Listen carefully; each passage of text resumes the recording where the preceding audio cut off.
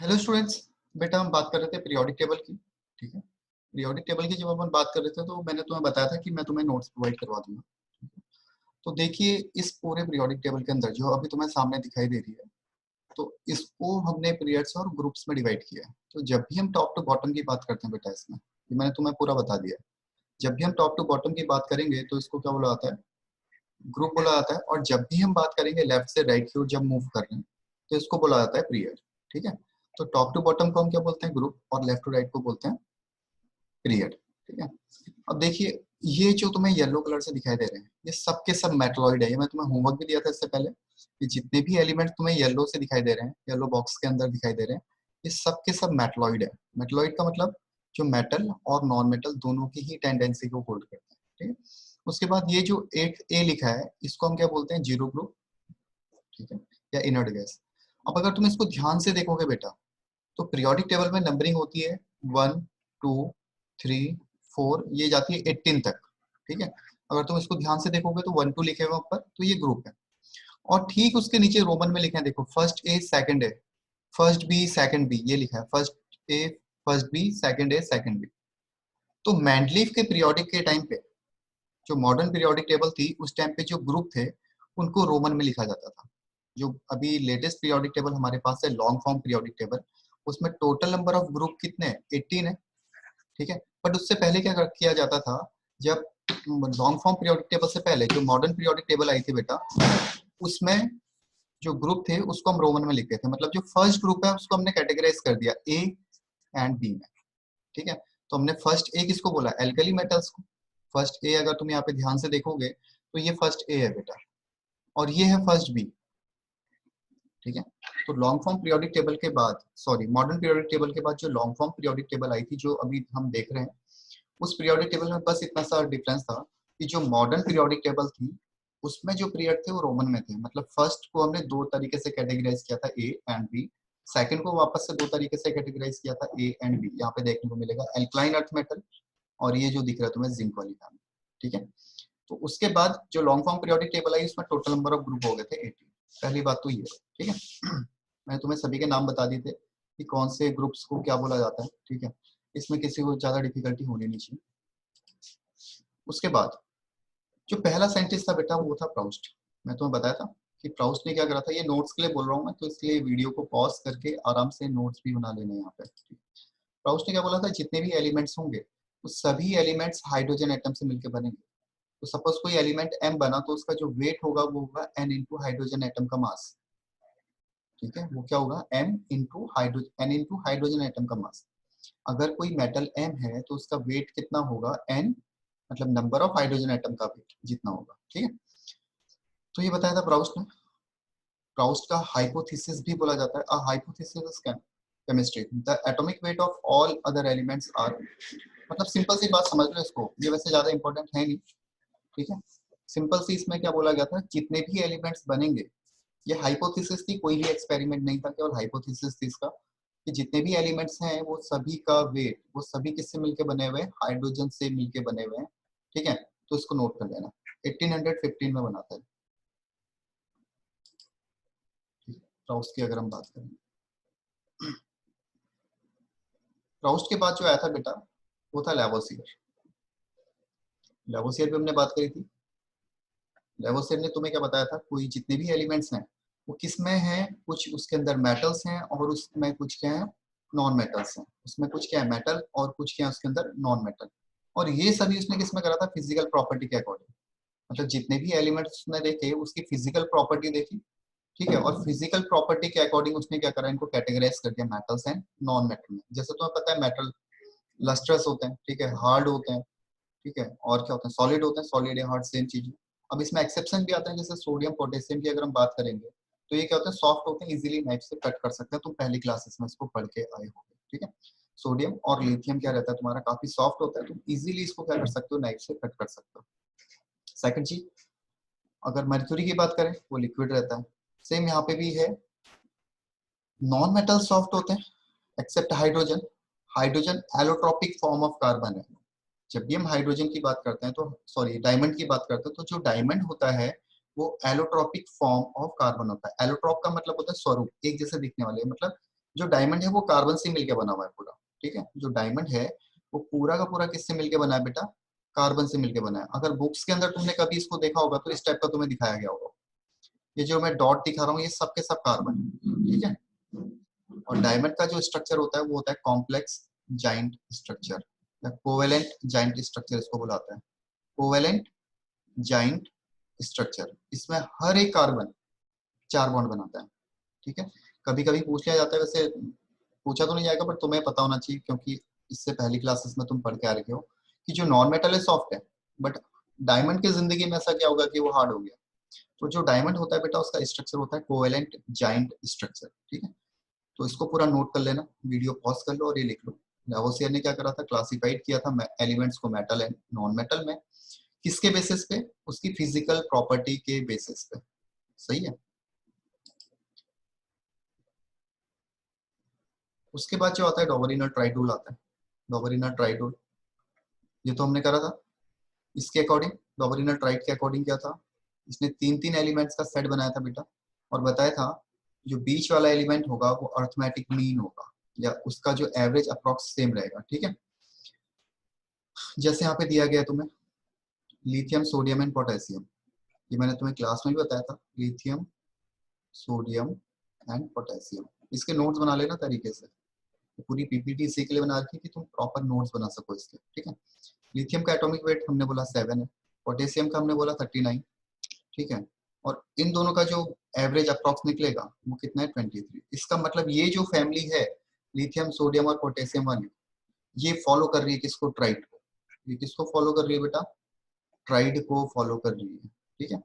कभी कभी तुमसे क्वेश्चंस पूछ लिया जाएगा ऐसे छोटे मोटे से क्वेश्चन कि कौन ट्राइड को फॉलो कर रहा है, कौन ट्राइड को फॉलो नहीं कर रहा है, तो तुम बता सकते हो ये ट्राइड को फॉलो करने वाला है, ठीक है। नोट कर लीजिए इसको भी, पूरे के पूरे नोट्स हैं तो सिस्टमैटिक तरीके से नोट नोट करना है।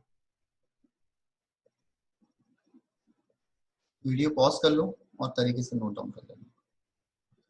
ये है ट्राइडोल, सेम चीज जो आगे दिखाई गई थी वो सेम है, ये लिथियम सोडियम एंड पोटेशियम, ठीक है। 6.9 अप्रॉक्स 7, 39.1 मतलब 39। तो जो इनका वेट आया वो कितना है 23। सेम CASRBA 40, 137 और 87, ठीक है। तो काफी, मैं तो ये काफी ट्राइड्स में तो फॉलो हो रहा था, बट जैसे जैसे हैवियर एलिमेंट्स की एंट्री स्टार्ट हुई, भारी भारी एलिमेंट्स आने स्टार्ट हुए, तो वैसे ही ये बेटा क्या हो गया, ये रूल फेल हो गया, ठीक है। जैसे जैसे हैवियर एलिमेंट्स आने स्टार्ट हुए तो वो क्या हो गया, ये रूल फेल हो चुका था। समझ आती बात है, प्रॉपर लिख लेना इसमें डॉबरिनर ट्राइड रूल, ठीक है। देन एंट्री हुई थी न्यूलैंड्स की। मैंने तुम्हें बताया था न्यूलैंड ने क्या बताया था, सारे गामा पधानी सा पे एक म्यूजिकल नोट पे काम किया था, ठीक है। ये बता रहा था कि जितने भी एलिमेंट्स हम अरेंज करेंगे वो करेंगे म्यूजिकल नोट के अकॉर्डिंग, सही है।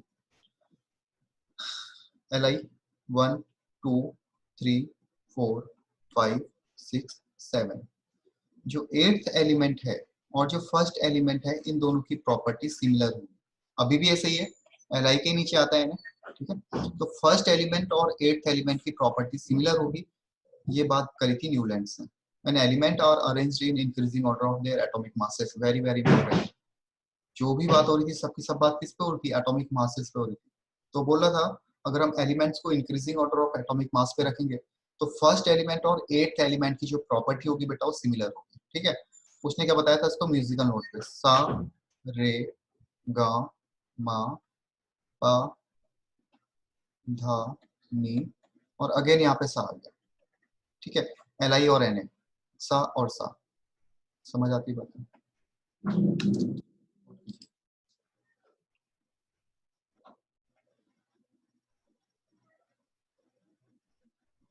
फिर आया था बेटा लोथर मेयर, ठीक है। ये कर्व को आराम से देख लो एक बार। लोथर मेयर जो साइंटिस्ट था बेटा उसने काफी चीजें बिल्कुल सिस्टमैटिक दे दी थी। सबसे पहले तो लोथर मेयर ने कर्व बनाया था और वो कर्व था बेटा एटॉमिक वॉल्यूम और एटॉमिक मास के बीच में, ठीक है। तो वहां से उसने देखा जो एलिमेंट्स हैं एक सर्टेन पीरियड के बाद वापस रिपीट कर रहे हैं, ठीक है।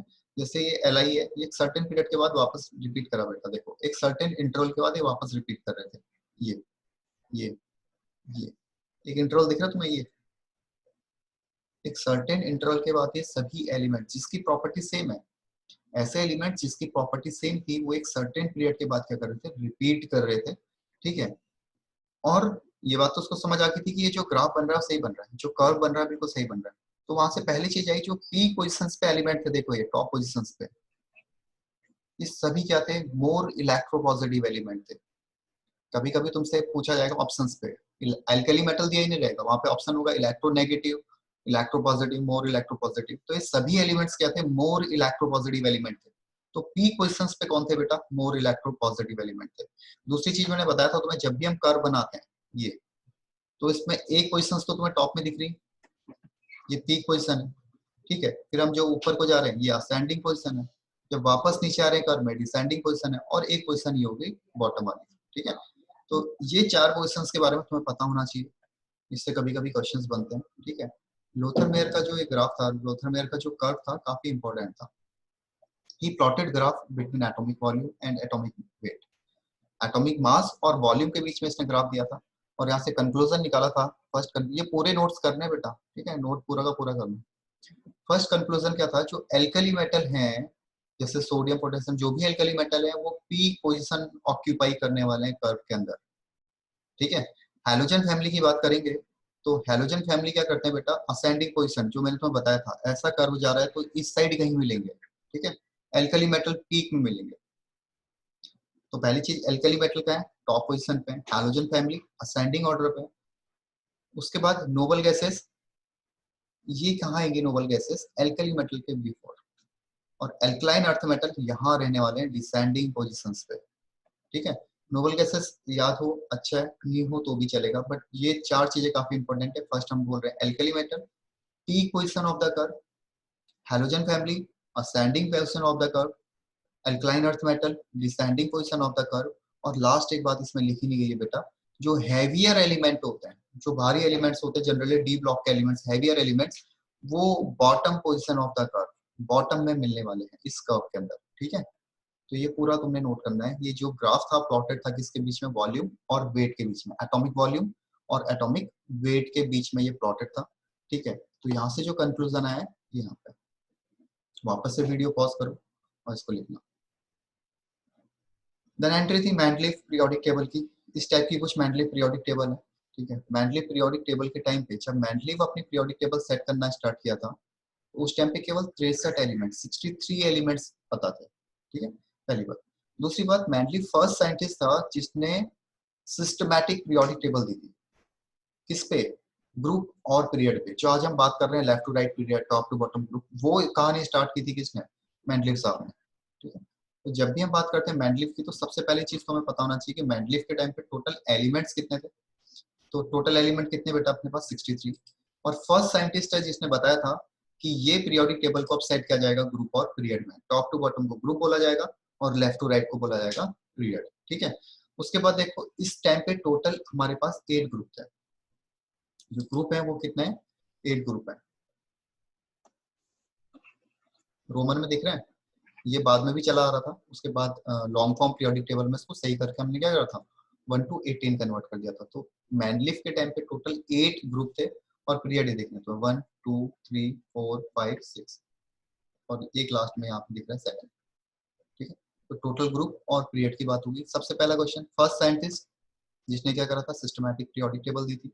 दूसरी बात, टोटल 63 एलिमेंट्स उस टाइम पे हमें पता थे। ठीक है, और कुछ एलिमेंट्स के लिए उसने वैकेंट स्पेस छोड़ दिया था, जैसे मैंने तुम्हें शॉर्ट ट्रिक बताई थी, वो सीता गीता से अलग बीएससी नहीं एमटेक है। ये दिख रहे हैं व्हाइट पोर्शन जो दिख रहा है, वो एलिमेंट्स हैं जिसके लिए इसने वैकेंट स्पेस छोड़ा हुआ था। ठीक है, तो पीरियोडिक टेबल जो इसकी मेरिट्स हैं, ठीक है, वो क्या था, सबसे पहले इसने बताया था कि जो रो है इसको हम पीरियड बोलेंगे, और जो कॉलम्स हैं इनको ग्रुप बोला जाएगा। ठीक है, नोट कर लेना बेटा, इसको हमने पूरा डिस्कस किया है शायद, इसको पूरा नोट कर लीजिए। फर्स्ट साइंटिस्ट जिसने सिस्टमैटिक अरेंजमेंट किया था एलिमेंट्स का रो और कॉलम में, इसको पीरियड और ग्रुप बोला गया था। ठीक है, फिर कुछ एलिमेंट्स का इसने बेटा वेट सही किया था, मैं तुम्हें क्लास के अंदर भी बताई थी ये चीज। कुछ एलिमेंट्स का इसने वेट सही किया था, कौन कौन से हैं, यू, बेमान, इंसान, सोना और प्लेटिनम चुराते हो, ये शॉर्ट ट्रिक थी इसकी, लिख भी लेना इसको कहीं। यू, बेमान, इंसान सोना और प्लेटिनम चुराते हो। इसका एटॉमिक वेट, ये 5 एलिमेंट्स हैं जिसका इसने एटॉमिक वेट सही किया था। ठीक है, कुछ एलिमेंट्स के लिए वैकेंट स्पेस छोड़ा था, जैसे हमने पीछे देखा था अभी। कौन कौन से हैं? जर्मेनियम है, गैलियम है, स्कैंडियम है। ठीक है, ये सभी एलिमेंट्स के लिए इसने वेट छोड़ दिया था। ठीक है, खाली स्पेस छोड़ दिया था। तो ये बेटा तुमने प्रॉपर नोट्स बनाने। ठीक है, ये जितने भी नोट्स हैं इनको प्रॉपर तरीके से नोट डाउन करना है। ठीक है, अब इसकी डीमेरिट्स की जो बात थी, डीमेरिट्स में क्या क्या था बेटा इसने? सबसे पहले तो हाइड्रोजन की पोजीशन को फिक्स नहीं कर पाया। जो इसकी पोजीशन थी हाइड्रोजन, उसको फिक्स ही नहीं कर पाया। वैसे आज भी हाइड्रोजन की पोजीशन फिक्स नहीं, बट इसके डीमेरिट्स के अंदर हम बोलते हैं कि हाइड्रोजन को हम एल्कली मेटल में भी रख रहे थे और एल्कलाइन सॉरी हैलोजन फैमिली में भी रख रहे थे। एल्कली मेटल के अंदर भी रख रहे थे हम हाइड्रोजन को और हैलोजन फैमिली में भी। एल्कली मेटल में क्यों रखते हैं बेटा? क्योंकि जितने भी एलिमेंट्स होते हैं टॉप टू बॉटम, ये सभी क्या करते हैं? इलेक्ट्रॉन्स को लूज करने की टेंडेंसी रखते हैं और क्या चार्ज करते हैं? कैटायन बनाते हैं Li प्लस टाइप। ठीक है, फिर जैसे सोडियम का हो सकता है Na प्लस, वैसे ही हाइड्रोजन भी H प्लस आयन बनाता है। जैसे हमने बोला HCl, तो HCl को अगर देखोगे तो क्या है? H plus Cl minus. ठीक है, समझ आती बात? तो जो एल्कली मेटल है बेटा, तो एल्कली मेटल क्या करते हैं? इलेक्ट्रॉन्स को लूज करने की टेंडेंसी रखते हैं और कैटायन फॉर्म करते हैं। तो इसलिए हमने क्या करा था? इन हाइड्रोजन को एल्कली मेटल में रखा था। सेकंड चीज, जो एल्कली मेटल होते हैं इन सभी के वैलेंस शेल में तुम्हें केवल और केवल एक इलेक्ट्रॉन देखने को मिलेगा। इन सभी एलिमेंट्स में केवल एक इलेक्ट्रॉन होता है वैलेंस शेल में। सेम हाइड्रोजन में भी एक इलेक्ट्रॉन होता है। अगर हम हाइड्रोजन की बात करेंगे तो हाइड्रोजन के वैलेंस शेल में भी केवल क्या होता है? एक इलेक्ट्रॉन होता है। तो वैलेंस शेल के इलेक्ट्रॉन्स के कारण भी हमने इसको कहाँ पे रखा था? एल्कली मेटल में रखा था। बट अब क्या हुआ? ये हैलोजन फैमिली में भी एग्जिस्ट करने लगा। क्यों? क्योंकि अगर इन हैलोजन फैमिली मेंबर्स को तुम देखोगे, तो जैसे हमने बात करी फ्लोरीन की, तो इलेक्ट्रॉनिक कॉन्फ़िगरेशन क्या है इसका? 2,7। तो फ्लोरीन क्या करता है बेटा? एक इलेक्ट्रॉन गेन करके 8 कंप्लीट कर लेते हैं, 2,8 हो जाएगा। तो जैसे ही एक इलेक्ट्रॉन गेन करेगा इसमें नेगेटिव चार्ज आ जाएगा।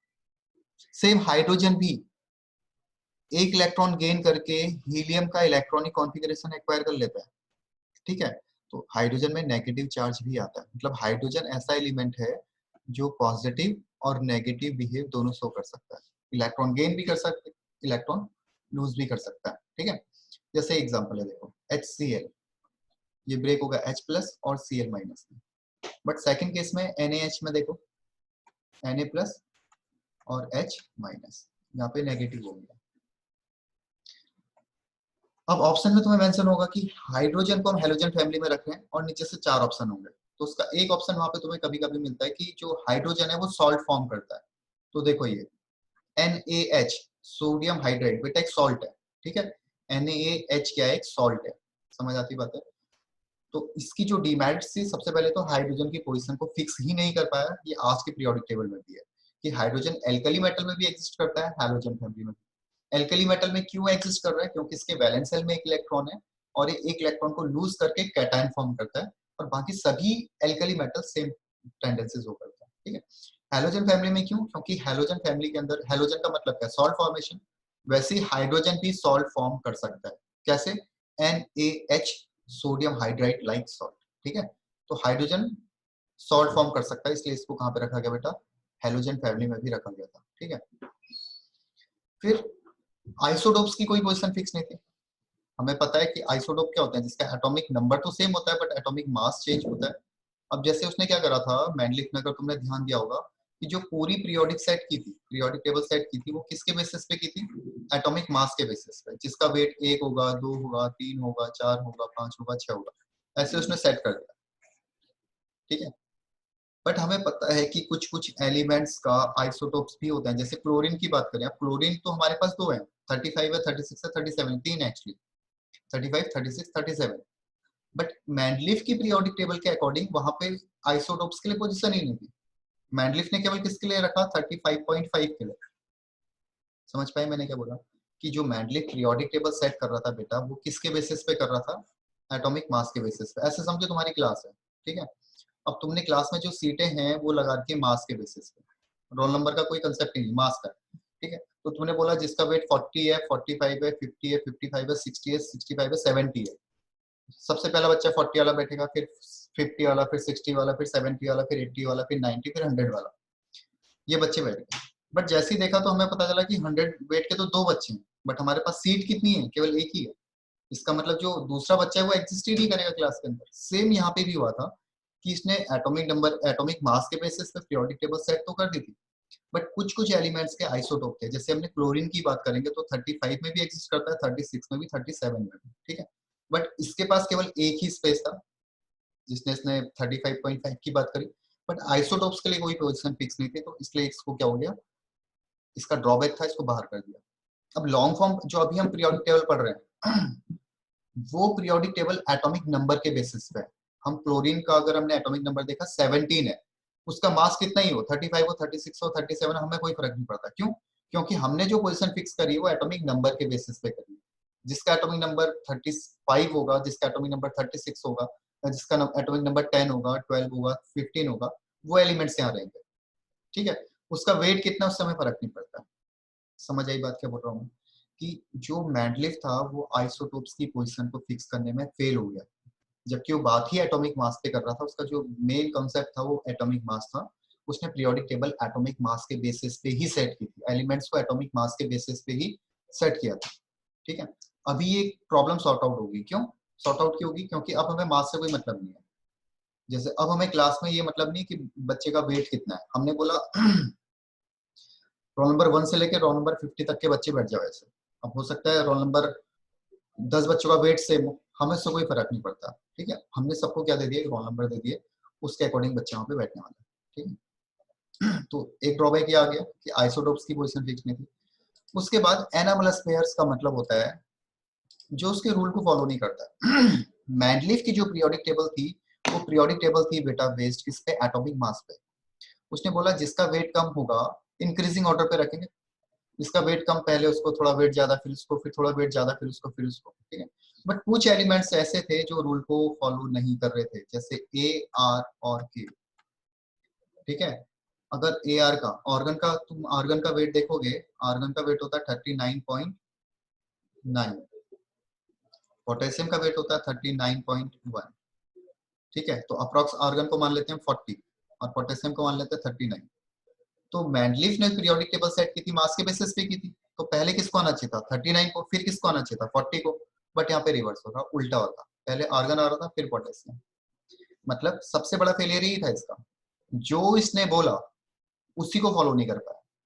ये चार पेयर जो देख रहे हो ये इसके रूल को फॉलो ही नहीं कर रहे थे, एनामलस पेयर थे जो नियम के विरुद्ध थे। एनामलस का मतलब क्या है, जो रूल को फॉलो ही नहीं कर रहे थे। इसका जो बेसिक फंडा था वो था increasing order of atomic mass के बेसिस पे पीरियोडिक टेबल सेट की।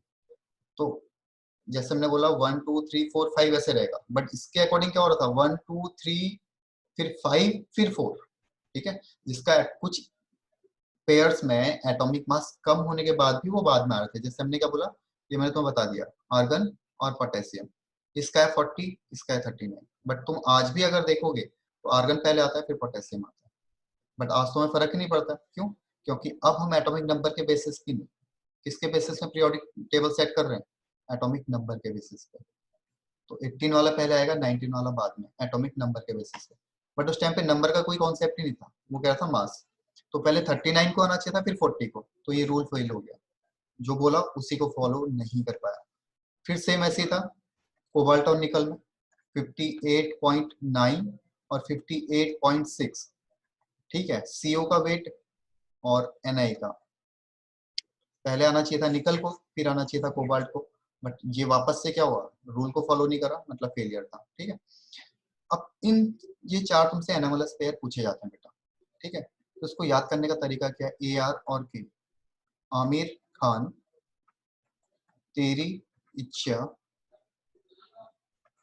ठंडा पेप्सी कोक नहीं, ये इसकी शॉर्ट ट्रिक, ठीक है। क्या बोल रहे हैं, आमिर खान तेरी इच्छा,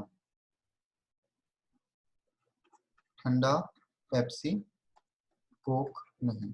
आमिर खान कोक का ऐड करता था बेटा बहुत पहले, ठीक है। कोका कोला का ब्रांड एम्बेसडर था, तो वहीं से बनी थी। आमिर खान को क्या बोल रहा है, तेरी इच्छा है, पेप्सी ठंडा है बट कोक नहीं है, तो पीना है तो पेप्सी पिला।